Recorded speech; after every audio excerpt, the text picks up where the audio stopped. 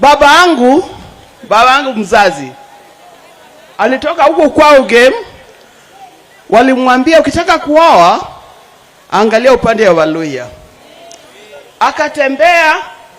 Akatembea wakamwambia ende upande wa Kisa, pengine unaweza kupata yule msichana unaweza kupenda. Na akafika hapa Kisa. Alipofika hapa wakamwambia enda Mluanda. Na hapa ndio Mluanda.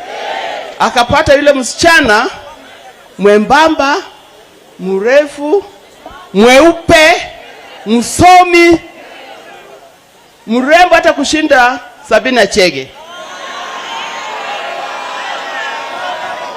Whoever puts politics in their heart should be reminded of one thing, that the heart has more functions. By the way, you know, I was looking at Sabina Chege, and Sabina Chege has declared a war with Uhuru Kenyatta. And, you know, in the company of Kanini Kega, in fact, Kanini Kega was saying that he cannot start a war that he knows definitely he will not finish. And, you know, when you start a war right now with Uhuru Kenyatta, it's in other way starting a war with Raila Odinga, because these brothers are drinking from the same cup. You know, I did not think that Sabina Chege would go to this extent. In fact, I remember last year when we were nearing, you know, the tail end of the campaign period, Mama Aida Odinga, you know, took fish to Sabina Chege. Remember that time when they were having the Kikuyu traditional, some kind of event, and they invited Raila's family. And I could see the way Mama Aida was so happy, and she would just go extra mile and just release herself, release her Luo nature, and it was mingling extraordinarily that you wouldn't think outside politics, you know, something like what we are seeing now, Raila, you know, Sabina Chege is not buying into the ideas of Raila Odinga. It is the same Sabina Chege that you cannot imagine was, you know, positioned to be at loggerheads with Uhuru right now, because at one time she cried because of Uhuru. You know, you remember that time when, you know, the Mount Kenya leaders were ditching Uhuru Kenyatta, you know, and she remained steadfast. She stood her ground, the likes of Kanini Kega. I think by that time it's because the benefits were very heavy, you know, the envelope was very heavy. That time when Uhuru was the president, the benefits, you know, what are you giving me? Scratch my back, I scratch yours. But now that things have changed, you know, positions have changed, we now have new monkeys in the forest, yet the forest is still the same.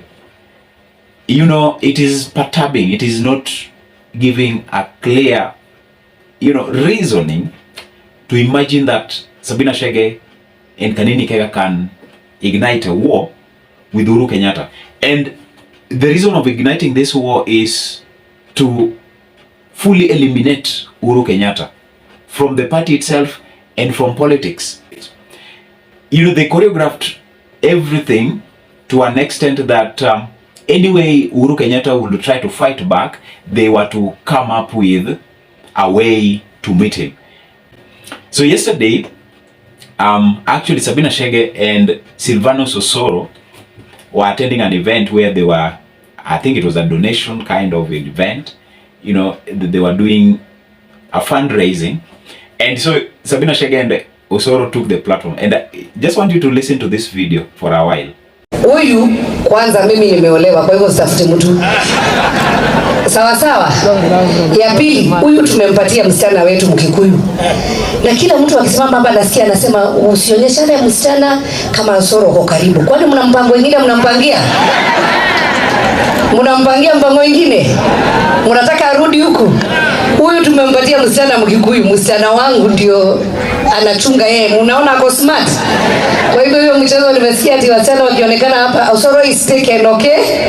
Na amechukuliwa na msichana wetu Mkikuyu. Mungu awabariki sana na wapenda, na nitarudi tena na tena, na muendelee kushikilia mama Jerusha. Asanteni sana. Nipatieni salamu ya kupeleka kaunti ya Murang'a. Asante. Na wana Jubilee, ni vizuri niseme, tunarudi mashinani, tutakuja tutengeneze chama yetu ilikuwa karibu kuisha, but Jubilee party is alive and kicking. We'll go to the grassroots and our party is going to be vibrant again, and that is my promise to you. Asanteni sana. Now I want to ask you a question, a very simple question. What is the future of Sabina Chege and Kanini Kega in politics?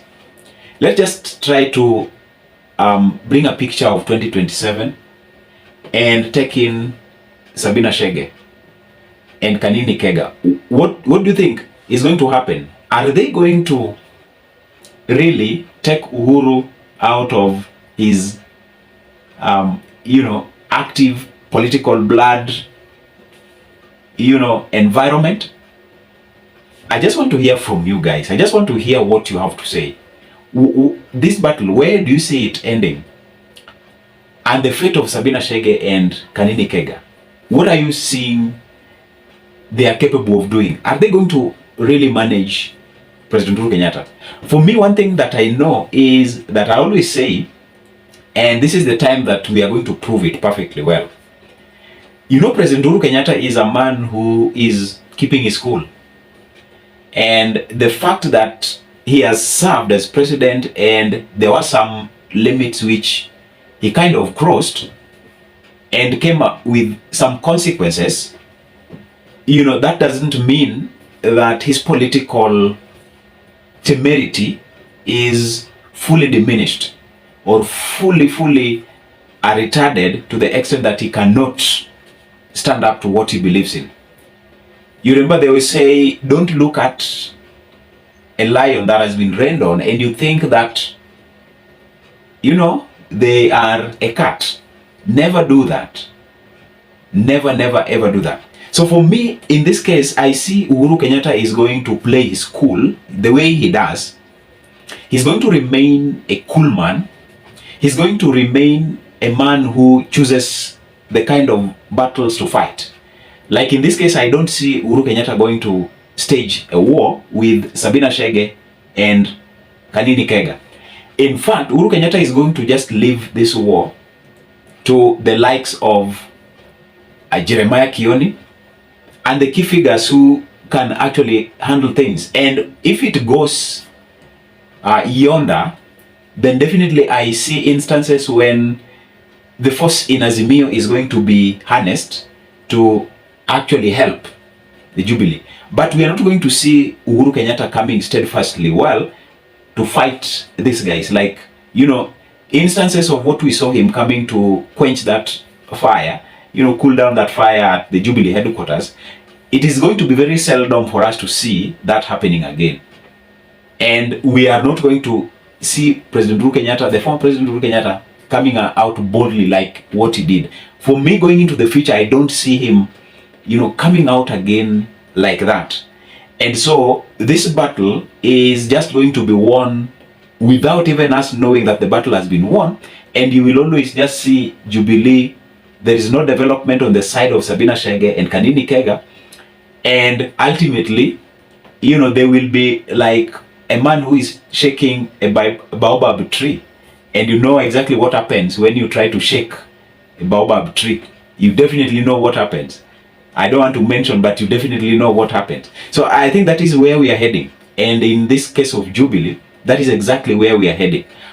Sabina Chege, Kanini Kega have really betrayed Uhuru Kenyatta to the maximum. And Sabina Chege has really betrayed Baba Raila Odinga, courtesy of Aida Odinga, who showed her love beyond measure, especially in that campaign period. That was just love beyond politics. It was just on its own.